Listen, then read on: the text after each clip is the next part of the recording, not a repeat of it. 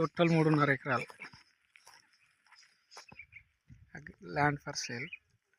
Land location వచ్చేసి Yadadri Bhuvanagiri district, Valigonda mandal, near triple వస్తుంది.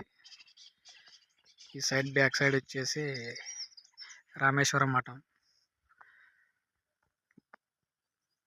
ఒలిగొండ మండల్. ఇక్కడ ఒలిగొండ వచ్చేసి 7 కిలోమీటర్లు వస్తుంది. భువనగిరి వచ్చేసి 18 కిలోమీటర్స్ వస్తుంది. వచ్చి 55 కిలోమీటర్స్ వస్తుంది.